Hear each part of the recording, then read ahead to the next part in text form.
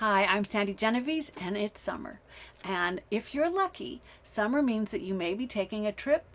And if you're taking a trip, or even if a staycation is involved, you're probably going to have photos. So this is a scrapbook we're going to talk today about that creates a special scrapbook for just a week's worth of one vacation set of photos.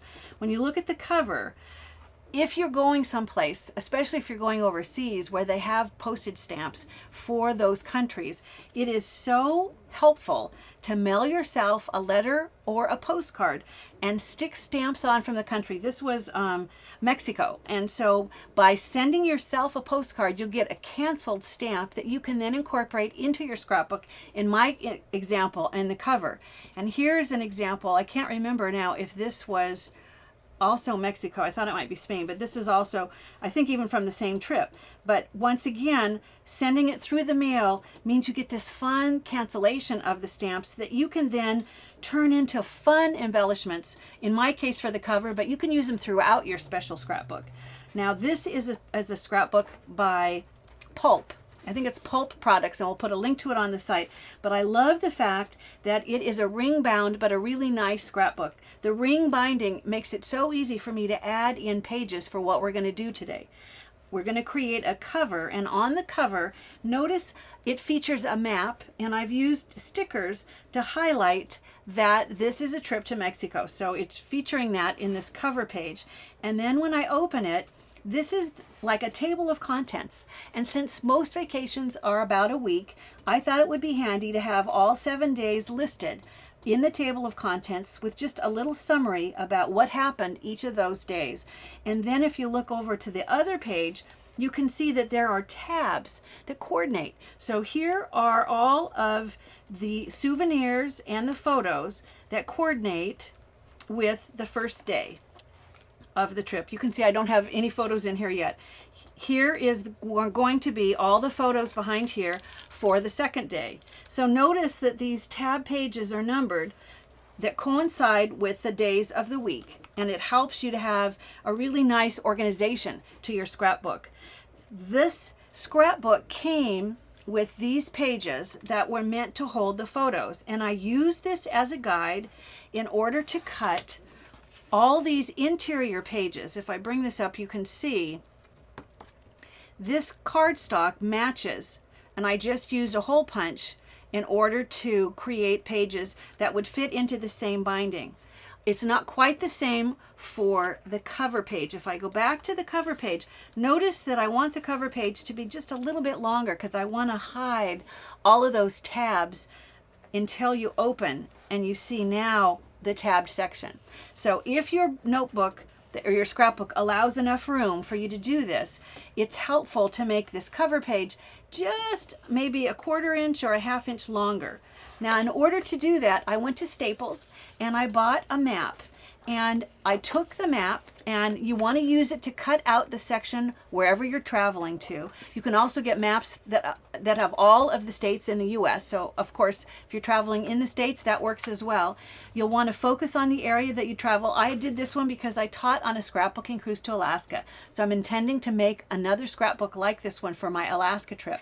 I've gone ahead and I've taken the map, which started thin and laminated, and I've attached it to a piece of cardstock, and then all you need to do once those are attached, which is what I've done here, is I've taken the page that came with the book that was for the photos, and I've laid it down, and I've used my pencil to mark where those holes need to be, so that now all I need to do is go back with the hole punch and punch out the holes for what will be, like, I think of it as my title page in my scrapbook. So now I've got the title page. Now the back side of the title page is where I did what I'm calling the table of contents. Now, in order to do that, what I did was I took patterned papers, or you could use stickers if you want to, and then I just took punches in 2 different sizes. So the smaller size is what I used to punch out the decorative paper. So here is the smaller square, and then if I use the larger square to cut out, I'll cut out a piece of black, or I'll punch a little black one. This is just slightly larger. I won't stop to glue this down, but if I stick this patterned paper onto this black, you can see how you get these little small little elements. Here's one that I've already done using the blue paper, and when I turn it over, you'll see I've added just a little bit of foam adhesive, which is what will raise it up and really make it stand out. So when you're creating the table of contents, having this foam on the back, I'll pull the backing off and I'll show you. It's going to allow this to be raised up. So if this is going to be where I have the first page, then I could just take my pen and I'm going to turn it so that I can write the number 1. And then next to this, I would write out the information. Generally, the first page of my scrapbook, the first day, involves travel. So what I have, if you go back and look at mine, it says that the first day was the flight and the hotel check-in, which, you know, if you're going out of the country, is going to take the better part of a day. So that information is what I would write. Then I would just go ahead, and if you look here, you can see I would just continue to create those patterned squares that are matted in black to highlight each day of the week with a short explanation about that day. Now when you come across to the next day, now you begin what are the tabbed pages. Before we get into the tabs, let's look at creating, if you have pages where you want to hold souvenirs. In this case, because this was the travel section, I've got my baggage, the valet from the baggage, I've got a receipt from a cab, I have the hotel room key. Now that they're electronic, they don't care if you just leave with it.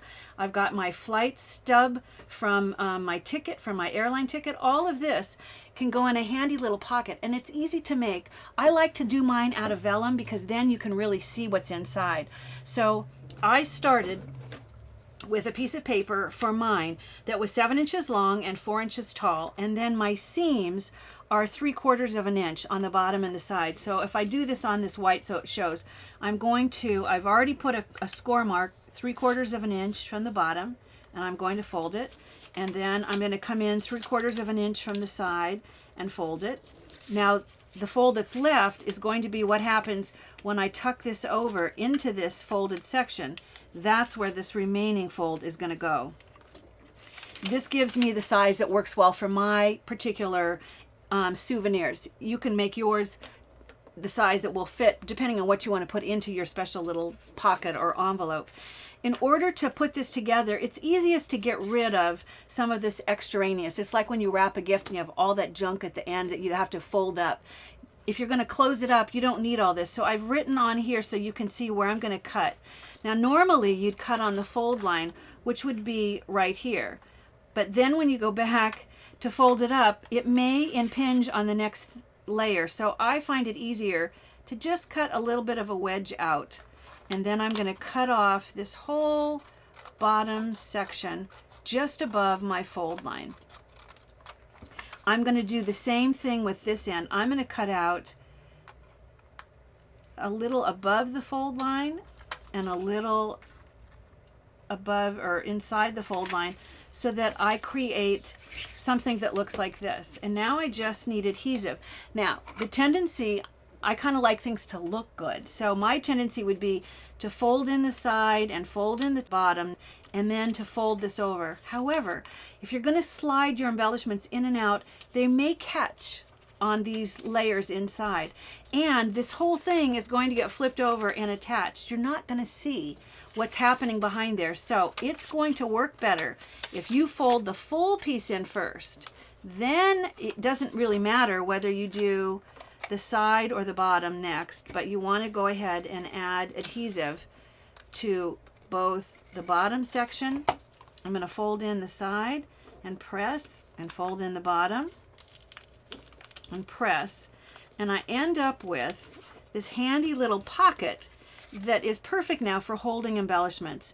And the page on which it will stick, I'll bring up that page. It has holes already punched, once again using the same guide, only this is the smaller page because it's not the title page. So I'll go ahead and I'll put adhesive on the back side of this vellum pocket. You're going to want more adhesive than this. But remember to put it in a position that will allow you enough room to be able to put your souvenirs inside. And if you want them to stick out, you still have, if you're okay with them sticking out the top, but make sure you have room for all the things that are going to go inside. I'll bring up my finished one. You can see that to make it easy to pull out the hotel key, I even put a little ribbon inside of a loop that just happened to be the way that the hotel room, that key came. I used just a rub-on from one of my old HSN kits for this. But let's look now at how to create the tab pages. The simplest way is to start by doing the top and the bottom, and then the middle, and then do the in-between. So I'm going to start, since this would be page 1, with the stickers that I used in order to create those tabs. And the first one, I'll try to use my tweezers so my hands aren't too much in the way. I'm going to work from the back. I think it's easiest because remember you've got all this adhesive. So I'm going to position this so that it sits at the top like so. Circles are probably the easiest of all because you don't have to worry about if the edges are straight. Then I'm going to take the partnering matching sticker and just place it right over the top. And when it's aligned, I'll go ahead, and now the sticky sides are pressed together. And then I used stickers. Since this is number 1, I'll go ahead and I'll pull off the number 1 and attach that. However, if you want to, you can handwrite that with just a permanent pin. I would then go back and I would take the stickers that I wanted to use and I would do the last page. Let me bring up the whole stack and I'll show you. So once you have the first page done, then I think it's simplest to skip down and do the 7th day, and then I did the middle, the 4th, which makes it easier to then do the 2 on both sides. That way you really don't have to measure at all. You have them laying down so that you can see the one that you did before, and you just go from the bottom to the middle and then fill in the edges in between. So when I bring it back and you look at it finished, it's just a really handy way. It looks great, and it really is easy then to flip to whatever page you want for the section that you want to look at those photos.